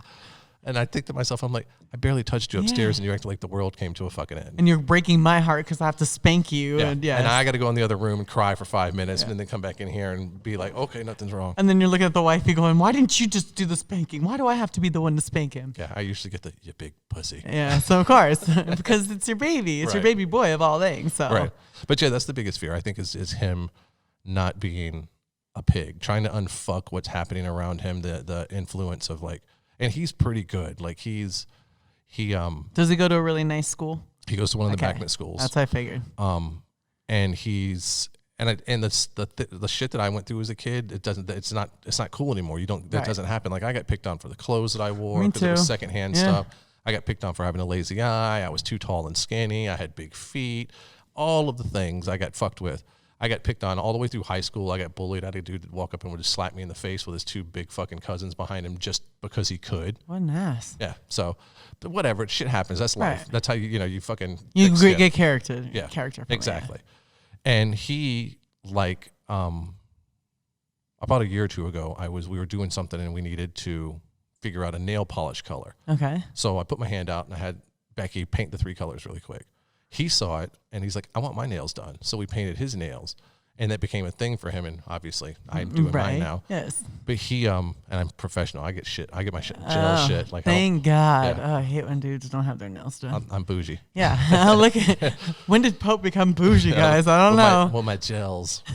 They're supposed to be matte. They're not as matte as they usually are. Yeah, they're a little shine. I'm not going to lie. It's okay. No one's judging you. Thank you. I'm totally judging you. I know, like, that's one of the things, like, if a guy has bad nails, I'm not fucking him. Right. Because the last thing I need is for you to scrape the inside of my vagina, because that's never fun. I have these, and I can fist the girl's asshole, and she'll never feel a nail. Right. Like, guys, they just have sharper nails than females. Like, ours are like acrylic, you know? Well, they don't know how to take care of them. Yes. That's the big thing. And that's something I was sitting in a bar, at the Armory Bar, back in San Francisco, and there was a model. Who was the model? Mona Wales. You know her? Yeah, of course. And... we had a chef in the building. That's right, bitches. We had a chef. Yes, amazing chef, actually. Yeah. And he was over at the bar having a drink, and I guess they were having a conversation at the other end of the bar. And she grabs him and pulls him over, and he's a working man. So his hands aren't as manicured. They're manicured because he can't have long nails because he's cooking. Yes. But he doesn't take good he cuts them and he goes to work. Exactly. And all of a sudden, I'm sitting there talking with whoever, and Mona comes up. She's like, JP, can I see your hand for a minute? And I'm like, oh, God, where is this going to go? Because it's Mona. Yeah. Don't stick it in your asshole, please, no. We're in public. Yes. And she was like, do you see this? And and I look up, and I'm like, hey, what's up, chef? And he's like, hey. And I figure out what's going on. She was lecturing him. She was like, you need to take care of those nails, and was doing the whole. Oh, my goodness. She was doing the whole, you're never going to get a good girlfriend if your nails aren't. And she's totally busting his balls. And you remember Chef. Yeah, he was an amazing man. I know. I remember a certain upper floor, and had a guy there one time, and I might have had some fun times with the girls, and everyone was up there having a good time. And I had you tie me, because I remember I was in a box tie in my civilian clothes, which was great. And then that guy literally walked me into Chef, and he's like, here, I know you like her, touch her tits. And he's like, and then Chef like grabbed me, and he's like, and then he like took me out of the room, and I was like, you just made it so awkward for me when I go to shoot here. Like, because I think I had to shoot within like the next month, right before the Armory closed. And you're going to come get in line, and he's going to see you. Yes, exactly. And I'll be like, hi, how was it rubbing my boobs? Did you jerk off to it later? Just wondering. Tell me you did have fun. Yes. So that was the thing, like that, and I didn't pay attention, but it's because I this is what I use. Yeah, yeah. And I have to take care of them. Do you remember somebody trying to stick his hands in my vagina and I was tied to the wall and I almost brought the wall down? Why does that sound familiar? Because it was supposed to be you doming me and that person decides to dom me. Oh, yeah. Yeah. I just thought about that the other day, that there were several times, and I really feel like shit because there were times, and it wasn't just you. He did that too.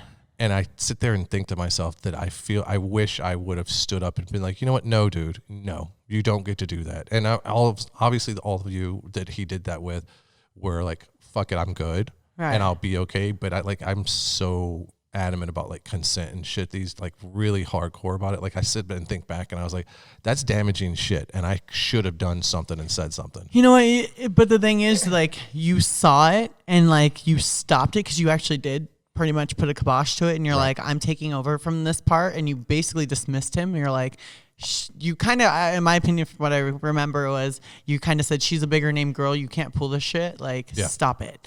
Like, it's maybe not one of your girlfriends, because I know he used to bring girls he was dating and do this shit to him. Right. It's like, you can't do that. And then you took over the rest of the scene. Right. Which saved my life, because amazing that you are. And it was like, this wasn't what I signed up for. And I remember calling my agent and I was like, this isn't cool. And he's like, just go through the first part, see if you don't like it, you can leave, right? And you guys were very consensual with that fact. Right. And I was looking at you and I was like, I'm fucking done. Like, I don't want to be here. And you're like, no, it's me and you now. And I was like, okay, we're good. Talking about, I do remember, again, it was, because it was watching and going, no. She's going to beat your ass. Right. And I remember just lunging on him because he slapped my ass and I don't like that. And then he went to put his fingers in me and I was like, whoa, and the whole wall moved and I was like, wow, I'm really strong. Okay, cool. That was a shitty wall. Yeah, it might have been a shitty wall. Who knows? I mean, it was, I think it was a 15-foot wall or something. Like, they were stupid. Those walls were so fucking big in that studio. Yeah, they were. And I just remember lunging at him and you're like, okay, we're done. No, we're not going to do this anymore. Unfortunately, there were a couple times where I started and then he showed up, he would show up and he would pull that shit, and I'm like, we need to talk to her first. Yes. And the girls were always like, it's okay. And like I said, in retrospect, I wish I'd just been like, no, and done the same thing with you. It's like, this is what they are here for. But that's who he was. Yeah. That was the type of person he was. Yeah. And the good news is it didn't scar me. We're fine. Good. And I appreciate you even more for stepping in. You know, he's still shooting. Really? Yeah. And he's out here. No fucking way. Yeah, he's out here. He moved out here. Our mutual friend, the photographer. Yeah. He still talks with him. Really? Yeah. And he said it's more of at arm's length. They still communicate. Yeah. Because he's the one who told me. He's like, he's out here, and I was like, no. And whatever. We'll not get into all the personal stuff with it, but yeah, he's out here now, and he bought a house up way out, kind of on the outskirts. And is he shooting out of his house? Wow, that's not smart. Obviously, he's in North Vegas, because that's the only way you could get away with that shit. Right. Yeah. But yeah, he's still doing. He's still got people shooting for him.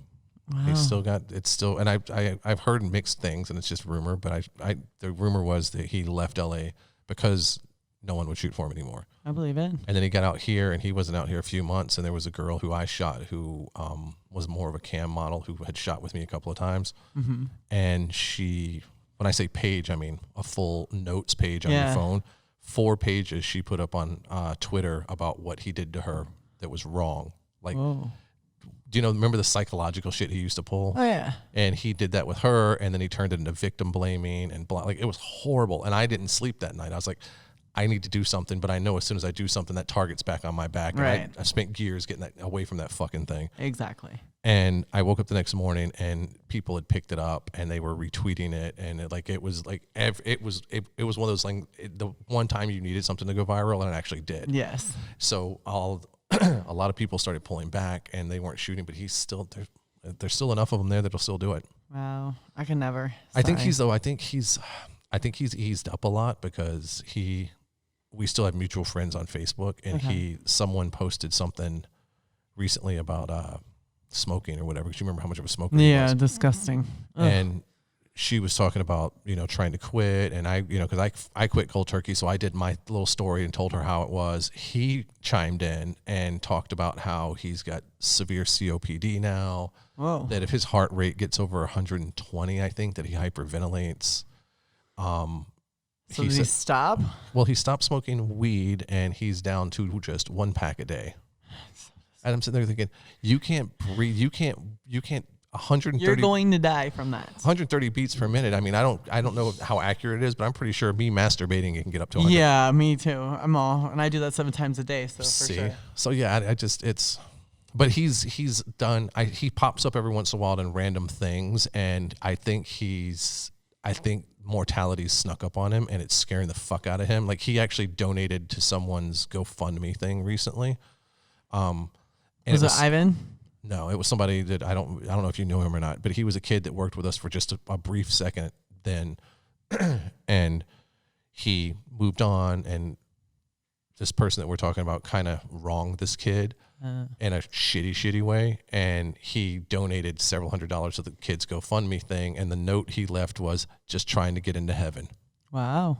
So I was like, maybe he is trying to be better. Yeah. So I mean, still would never shoot for him, but well, still. no, but I mean, I feel I constantly want to, because no matter what the shit is in the past, I constantly think to myself, I'm like, I wonder, like, how's he doing? I want to know how he's doing. Well, you had a long relationship with that person. I mean, half of my career was with him. Yeah.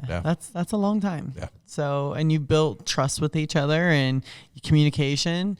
And though he may have been a really shitty boss to you a lot more than anything else, that you still had a respect for him, because it was a job, and he hired on someone else, and you guys both shared some of those duties together after that. And then they left, and then you're like, fuck it. I remember when you were like, I think I'm gonna make that decision to switch to kink, and I was like, if you do, I'll go with you. It was surprising. I was surprised, like, humbled and surprised at how many people were like, that's it, I'm done. Yeah. Like, not just even models, there were agents that were like, oh, JP's gone, you don't get my girls anymore. And I was like, fuck. I think that was the moment where I started realizing how much pull I had. And you're like, I'm a motherfucking boss, bitches. I can see you doing that. You're like, I have it. Yeah. Well, it's a trust thing. Like, and the biggest thing with anyone having sex or any type of intercourse, tied up or not tied up, is feeling comfortable and trusting somebody you're with. Right. And I trust you with my life. Clearly, we've done some things. I'm like, I'm all not like Bobby Starr putting my feet in electricity and all that fun stuff in water. And she's like, I never done it before. Let's try it. I was like, what the fuck was I thinking? That was not the best Phoenix Marie moment. But you never did anything like that to me. No. So I did crazy things, and God knows I've done some things. I just did an interview with someone. They sent me like a bunch of questions, and it said, what's the kinkiest thing you've ever done? And I started thinking, I was like, and I think my answer was something like, the internet's full of examples. Yes. But probably kinkiest, and it's hard, because it's like, is it kinkiest or most extreme, or is most extreme considered kinky? So, but I was like, I've waterboarded people, and I've tortured them to tears. And then I made them come after that. Yeah. So I think that's pretty kinky. I was like, that'd be me. Yep. I used to call it the JP release. That's the truth. I'd be like, I need to see Pope because I need it. And you were definitely a great couples therapist for me at one point. I'd be like, we need therapy. And then you're like, you're getting out of line. Okay, let's let him beat you up. And then it was like, oh, we're good. And then all of a sudden go right back to bed. So. And it was, because it was usually you that was like, we need therapy. But every once in a while, I think it may have only been once, but once he was like, hey, you want to shoot us? And I was like, yes. Yes, I do. And that was probably the one where he lifted me up in the air and dropped my ass and like destroyed. Yeah. Oh no, that was the one where he broke the bed. That one too. Yeah. He broke the bed, and then tried to break me. Tried to break you with the suspension. Fuck, that was so bad. I just remember going boom, and I was like, oh man, I can't feel my fingertips. Hold on. And you're like, okay, wait. And then we finished, right? Because we didn't cut from that. And then you untied me, and you're like, how are you? And I'm all, it's not there yet. It'll be fine. I'm all shit. Bad time. And I let him do whatever I wanted, and he wanted so. And you're like, wow, she didn't let me do that shit to her. But I mean, it's we all go through those periods where we were like, all right, I guess I love this motherfucker this much. I'll allow this, because God knows I did the same thing. I was talking to somebody yesterday. Like I did the Captain Save-A-Ho thing for most of my life.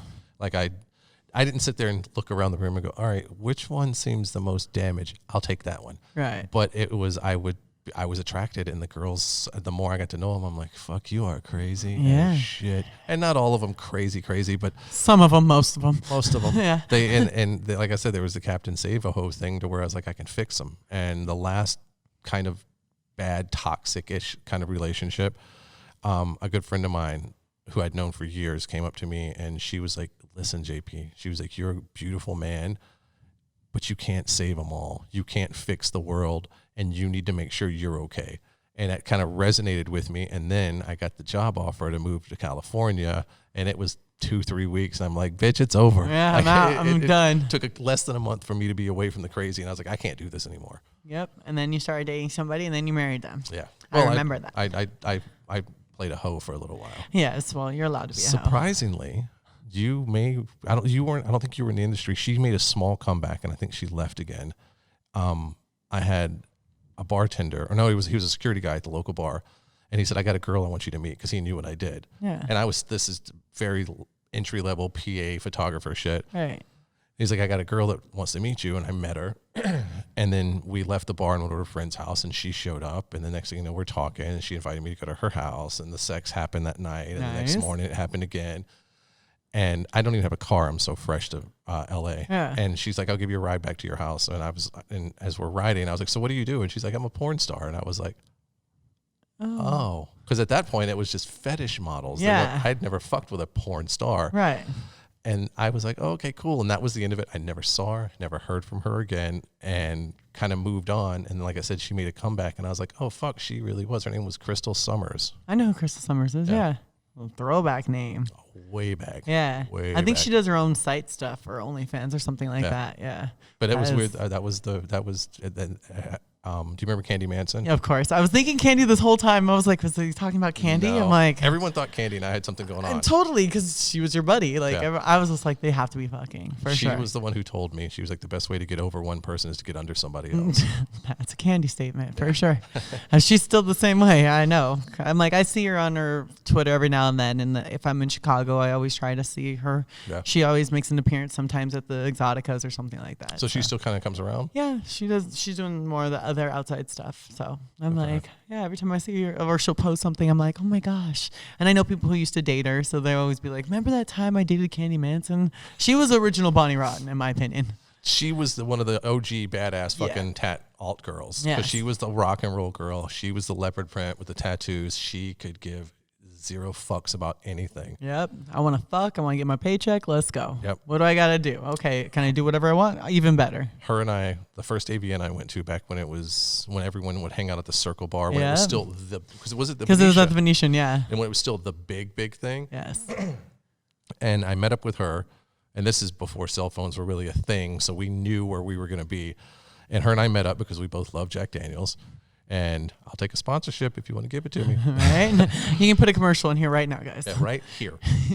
And so we met up, and we're sitting around the Circle Bar, and of course it's packed, and we're like, both of us got enough of a buzz. We're like, fuck these motherfuckers. So we moved far enough. We're still in the vicinity. Right. And she's talking about her boobs, her new boobs. Right. And I was like, no shit. And she was like, yeah, we're in the casino. And she just pulls those motherfuckers out, and instantly swarms of people and flashing everywhere. And I'm like, this was a normal crowd, and then when titties showed up, everyone had a camera all of a sudden, because we didn't have smartphones. No, we didn't. We had maybe a Razor if we were lucky, and a BlackBerry. Yeah.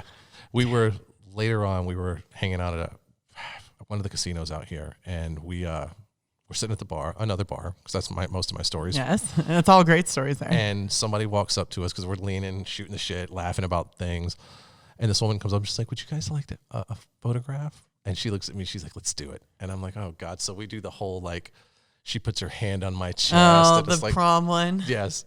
So and she takes the picture, and we're like, thanks. And she leaves, and she tells us she'll be back in a second. And she comes back, and it's printed, and it's all in this nice thing. We don't realize she comes up behind us, and we're still talking shit. Yeah. We're like, I can't believe, you know how fucked up it's going to be if she finds out we're in porn, and ha ha ha ha ha ha. Then we hear, fuck. We look over, and she's standing there, and she's clearly not happy about the conversation she just heard. So she shows it to us, and she was like, are you interested? I was like, yes, ma'am. I am. How much? I'll take the... After what we just said and you heard, yes. Yeah, I'll take the best package, the biggest package you have. That's what I'll take. I'll take all of them. And you're like, here, look, Candy, you can give them to all your fans and sign them. Let's go. And I don't know what happened to them. I'm sure she kept them, or either that or sold them to fans. That or the old boss has one sitting around somewhere. I'm sure. Either way. For sure. Good times. AVN times, which is coming up soon. Oh my goodness. You're going to be there this year? So Brazzers is probably not doing a booth, kind of like a stand against AVN's, like charging so much. I know Black isn't having a booth either, so that'll be very interesting. This is the Lansky thing where he said that he was, because I heard it and I was like, is this a stunt that he's pulling? It's a mutual stunt then. And they must have discussed it. It's just kind of like, hey, listen, the only reason why you get to have this type of big show is because we bring these girls there. Right.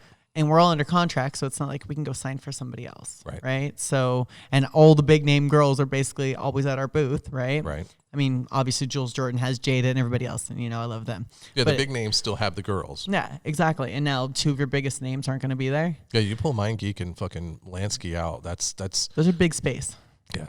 And now, I mean, and Jules only always has like that little corner anyway, so he never goes bigger than that. So you're looking at how many people are going to be there then? Yeah. I have fans that are like, hey, if you're not going to be signing, can I run into you at the casino? And of course I said yes, like it's fine. Right. So you'll still be at the event, you just won't be signing. Right. Okay. I'm like, I have to go. Like it's one is I have so many people who literally bring me gifts, and if I don't get to see them and they don't get to see me, it's kind of like, why am I here? Right. And I don't want them to make so AVN show never happens again. Like that would be sad. Right. Because I love going to those conventions and seeing my fans. And here we go again with politics. Exactly. Mixing with things that don't need to be mixed. Exactly. Like, hey, just give them a better fucking rate. Like, I mean, how about the Hard Rock's closing, right? Literally, we're the last thing that they have there. And then they're closing the whole casino down. Yep. That's crazy. Yeah. I don't know if you fuckers knew that or not. But yeah. Hard Rock's gone. And it's Virgin? Yeah, Virgin Hotel. Now, are they going to level it or are they just going to gut it and redo it? They're leveling it. So they're starting fresh. Yeah, from my understanding, they're leveling it. So which the HRH tower is brand new, so I don't see them. They shouldn't have to take that down. Right. But I do agree. Like those rooms are old. The whole look is old. So. Right. But I mean, do they know a plan? Is there any talk about where it's going to be next year? Because they're clearly not going to level it and build it and it be ready by next year. I mean, they're trying to get it ready, but I don't think a year's time is going to work. I mean, it's Vegas. I mean, how many fucking construction things do we have on the freeway, especially by our house now? Oh my God. Our Costco, like just getting into there is hard. I know. I'm like, fuckers. Every time she's like, let's go to Costco. I was like, no. I don't fuck that place. You're like, maybe if I see Phoenix, that's the only good thing if that comes from that fucking place. That's the best thing that's ever happened at Costco is running into you. And I was like, but I know one of the things is the Pearl. We had it there one year, our ABN actual event at the Pearl at the Palms. So that'd be good for the Palms to actually have us all there. And a lot of the porn girls, when they come into town, stay at the Palms Place. So, hey guys, stay at Palms Place. You'll probably run into one of the porn bitches. Yeah. But that's where Browsers puts most of their girls at. So there you go. That's crazy. Yeah, I knew that this was going to be one of the last things they did. Right after.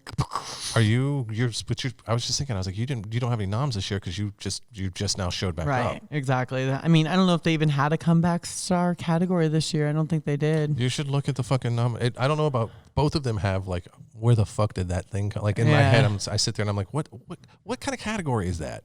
You know what? I don't even care, to be honest. Like I have a long-standing like fuck AVN because I've never won an award. I have a co-award technically with Lexington still because our scene got nominated and won, but it was for Lex for his POV2 line. Right. And it was our scene that got nominated. So I don't really count that as an award. I count that as Lex won an award and because I helped him with his dick. No.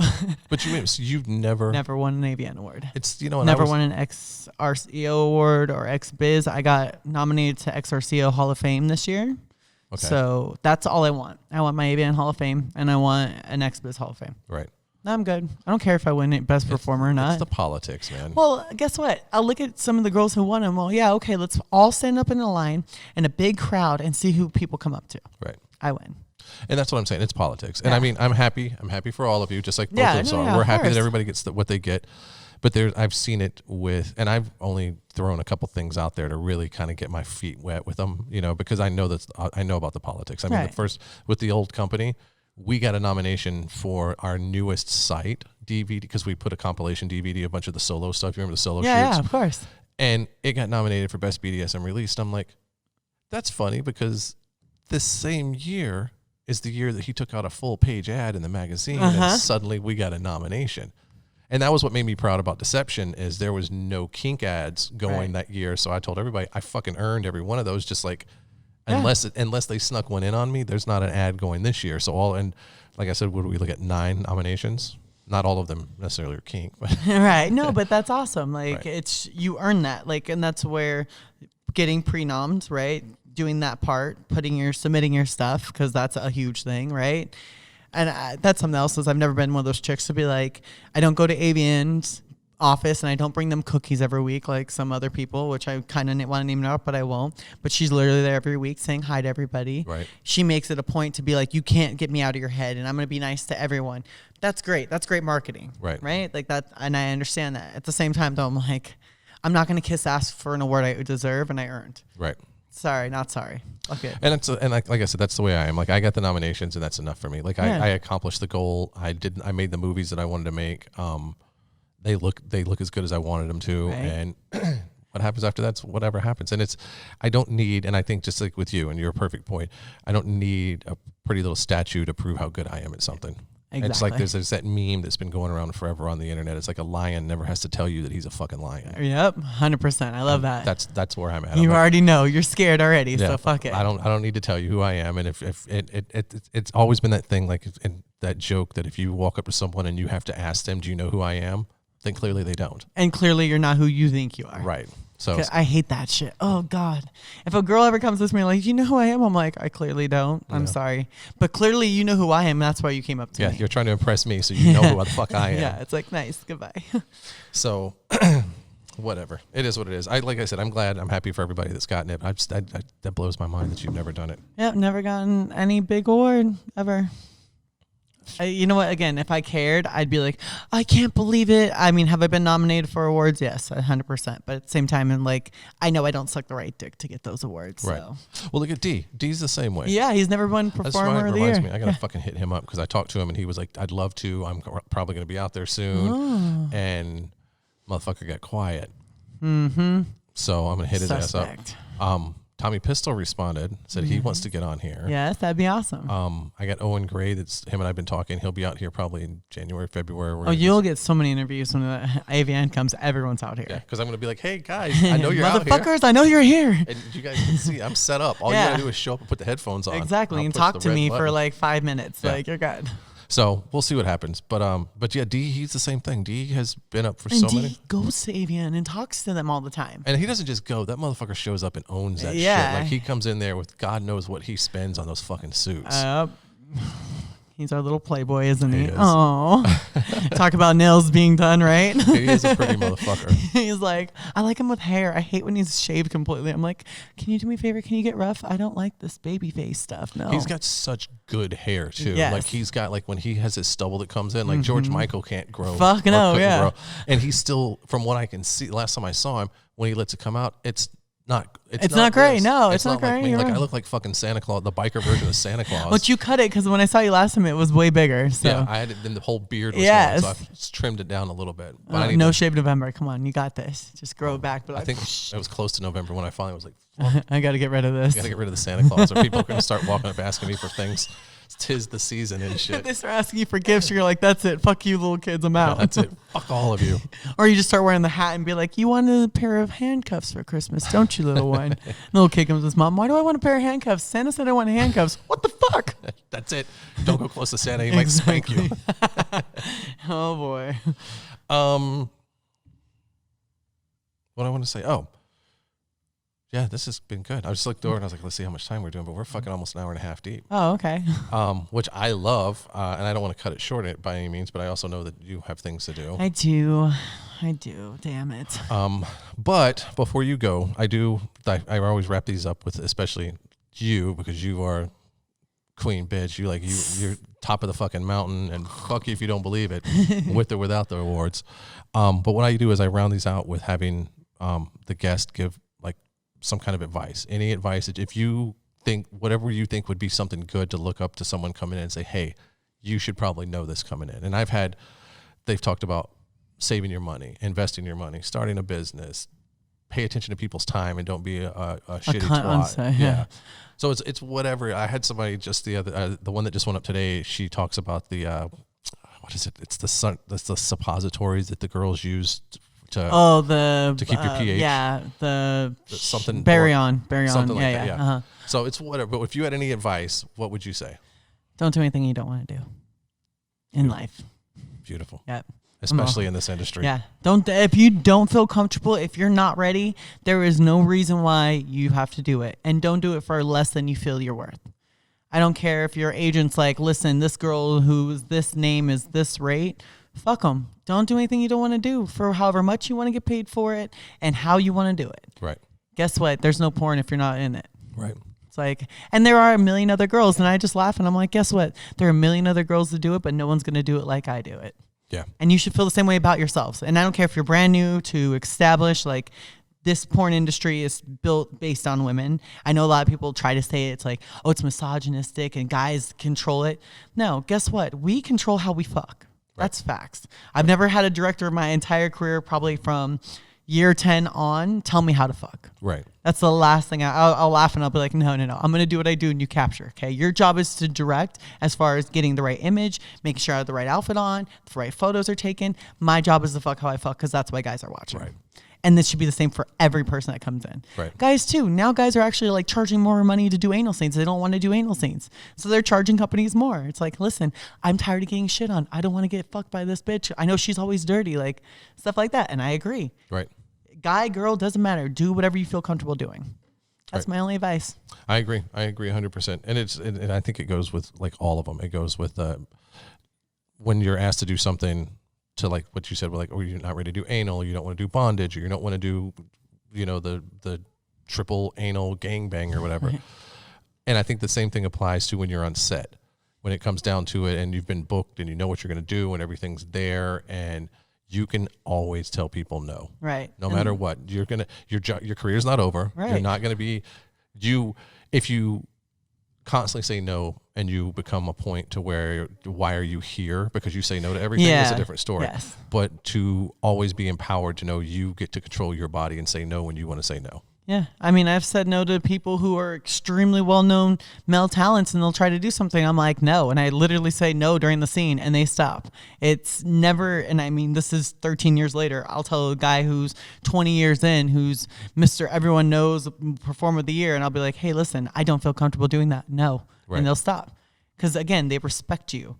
They, and I feel bad because way back whenever I started, there were so many girls willing to shoot, and there still are. Now you got all the Instagram models and the cam girls and everyone else coming through. We go through so many girls so fast that some of the guys get jaded and they're like, listen, you're my little fuck doll and I'm going to do whatever I want to you. Right. And so is advice for that too. Like, again, these guys, some of them are jaded. You're just another girl. They're not going to remember your name and they ever fucked you. And I feel really bad saying that, but it's 100% true. I know everyone I've ever fucked, just letting you guys know. I'm like 1,200 scenes past and I know everyone I fucked. But that's where it's like, make yourself stand out. Right. Because these guys are getting fucked by the best people in the world for the most part, right? And some of them don't even like you. You don't have blonde hair. You don't have this. You don't have this. Cool, great. Well, I'm still going to be me, and I'm going to make you remember who the fuck I am. Right. Yeah. And that's what I did. Like D, for instance, the first time I met him, he's like, oh, hi, nice to meet you. I was like, oh, hi. So what's your name? I'm like, Phoenix. And he's like, cool. If you're here in 6 months, I'll remember your name. That sounds so much like something he would say. And I looked at him, and I was like, you dickhead. Yeah, and I'm at my 4th scene ever, right? And I meet this guy, and I knew he was like a male talent guy that people book a lot. And I'm like, oh, well, if I'm there. I was like, and everyone I've already shot for is like, Phoenix is great, and they're telling everyone else to book Phoenix. And I was like, yeah, well, that's weird that you say that. And then I did my scene, and then I saw him on a set probably at my like 20th scene. And he's like, oh, what's up, Phoenix? I was like, hey. And I'm like, I think I work with you later on. He goes, yeah, I think we're scheduled to work together. I'm like, oh, cool. I'm like, you remember my name? And he started laughing. He goes, yes, I remember your name. I was like, and it hasn't been 6 months. What do you know? Look at that. Yeah. Fuck you, D. Love you. Don't mean me to me, Daddy. Sorry. Do you talk to him that often? I do. Yeah, I still talk. I'm like, I just check up on him. I mean, he's been a really awesome person for me. Like I had a passing recently in my life. That means a lot to me, and he actually reached out, and he's been just, how are you doing this week? How are you doing? You know, so he's that's the funny thing is he's kind of typecast as the bad boy. Always. He always looks it, and the people that know him are like, he's a big teddy bear. Yes. Clearly he can handle his own and do his thing, but he's 100%. He's a big-hearted fucking guy. He's a super sweet guy. Don't let it go to your head, motherfucker. Yeah, I know, God. When we're speaking his praises, his brain's going. I know when he gets here, all we're going to do is sit here across from each other like, fuck you, yeah, fuck you. Fuck you. Oh, yeah, well, what about, most of the time he'll be that Rico Suave. He'll be like, yes, I'm D. Remind me when we go back up here, I'm going to show you last time he was here because we all know about his shoe collection. Yes, And he was here just like he always does. I'm like, do you know why you have so many shoes? Because you keep leaving them places. Yeah. I've got a set of his boots sitting up front that I've had. I've been threatening because he showed me this video of when he was working with Quasar, and he got the PA to follow him outside and record him because Quasar, I guess, has a convertible and left the top down. Yes. And D went out there and rubbed his nuts all over the steering wheel, and they recorded it, and then they put it on, uploaded it to his computer. And Dee recorded him saying, hey, I need you to come look at this. And he was like, my fucking Twitter's account is locked, or I logged out of it. There's no, because I guess he took over his Twitter account one time. He's like, there's no way you did. He's like, just sit down and watch the fucking video. And you see the video come up, or you see something come up and Quasar lose. He's like, you motherfucker. So I've been threatening to, like, I'm going to teabag his fucking his boots.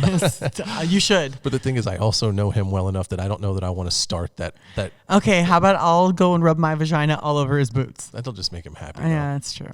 I don't know. I mean, it depends on which boots they are. If he really likes them, he'd probably be like, God damn it, what the fuck did you put on there? No, something stupid like that. Who knows? They look like normal boots with a red stripe on them, but they're probably like fucking $700 Yeah, boots. I know, right? Knowing him. He doesn't have just a regular pair of combat No, of boots. course not. So, alrighty, beautiful woman. Thank you so much for this. Thank you. I appreciate you inviting me. Thanks for coming. And I'll see you soon, right? Yes, you will. All right. See ya. Bye, guys.